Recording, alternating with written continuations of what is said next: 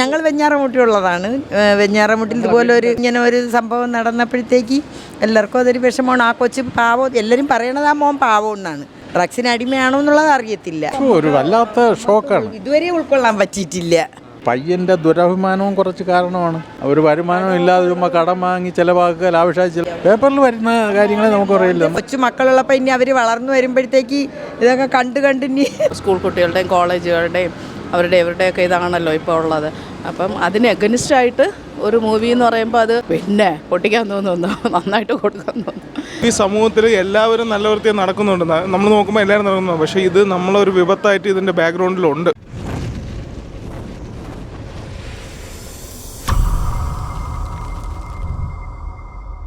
Officer on duty ഒരു രക്ഷയില്ല, അടിപൊളിയായിരുന്നു പടം. ഈ തവണ കണ്ടതിൽ മാർക്കോ കണ്ടായിരുന്നു. മാർക്കോ അടിപൊളിയായിട്ട് എനിക്ക് ഇഷ്ടപ്പെട്ട്.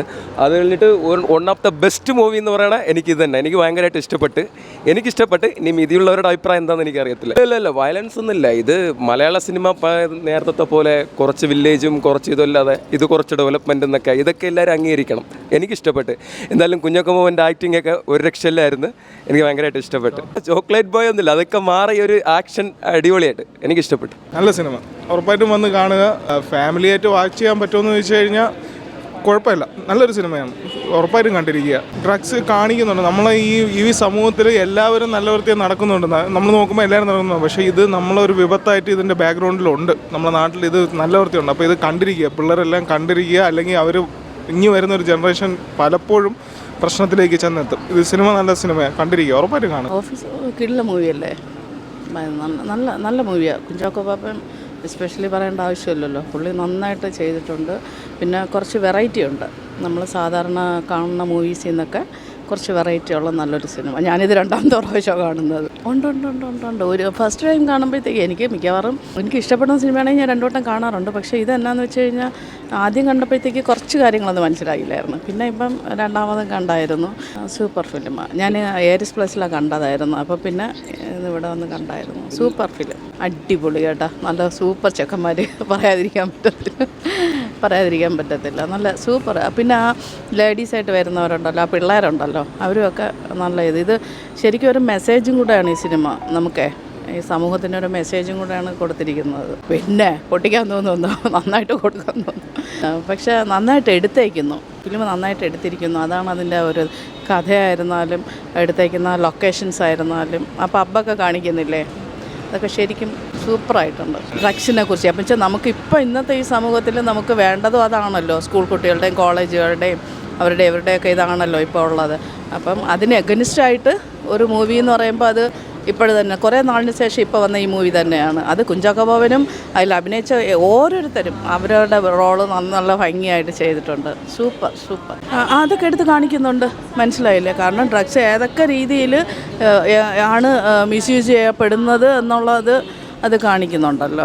അത് തന്നെയാണ് വേണ്ടത്. ഞാൻ പറഞ്ഞാൽ ആക്ച്വലി ഇങ്ങനെയുള്ള കുറേ സിനിമയിലൂടെ ഇങ്ങനെയുള്ള കുറേ ബോധവൽക്കരണമൊക്കെ ആണ് നടത്തേണ്ടത് ആക്ച്വലി. പിന്നെ ഇപ്പോൾ ഈ ഇടയ്ക്ക് ഇറങ്ങുന്ന കുറേ സിനിമാസ് ഉണ്ടല്ലോ, എല്ലാം ഈ കൊലപാതകമായിട്ട് ബന്ധപ്പെട്ട് അതിനേക്കാളും ഇത് കൊലപാതകം ഉണ്ടെങ്കിലും അതിൻ്റെ പിന്നിലുള്ള മോട്ടിവേഷൻ എന്താണെന്ന് കാണിക്കുന്ന ആ ഒരു സീക്വൻസൊക്കെ ഉണ്ടല്ലോ, അതൊക്കെ വളരെ ഇമ്പോർട്ടൻറ്റ്. നല്ല മൂവി കുറേ ദിവസം ഓടും. നല്ല മൂവി. വയലൻസ് കുറേ കൂടുതൽ തന്നെ, വേറെ കുഴപ്പമില്ല. കഥ കൊള്ളാം. ലാസ്റ്റിൽ നല്ലതായിരുന്നു. എന്ത് തോന്നുന്നു, അതൊക്കെ കാണുമ്പോൾ നമുക്കൊരു പേടി തോന്നും. വീട്ടിൽ കൊച്ചുങ്ങളൊക്കെ, പക്ഷേ കോളേജിലൊക്കെ പഠിക്കുന്ന പെൺപിള്ളേർ ഇത് കണ്ടിരിക്കേണ്ട ഒരു സിനിമയാണ്. ഇത് കണ്ട ഈ പിള്ളേരൊന്നും ഇതിനടിമയാവൂലെന്ന് തോന്നുന്നുണ്ട്. ഇത് കാണുമ്പോഴത്തേക്കേ അത് കൊള്ളാം, എല്ലാം കൊണ്ടും കൊള്ളാം, സിനിമ കൊള്ളാം.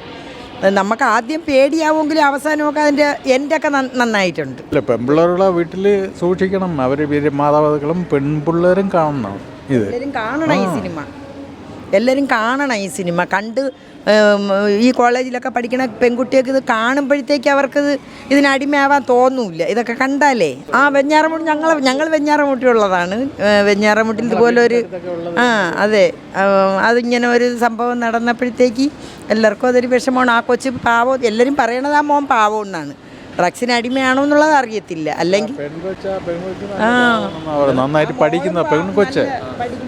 പഠിക്കുന്ന ഒരു നല്ലൊരു കുട്ടിയാണെന്ന് നമ്മളെ വീടിൻ്റെ അടുത്താ.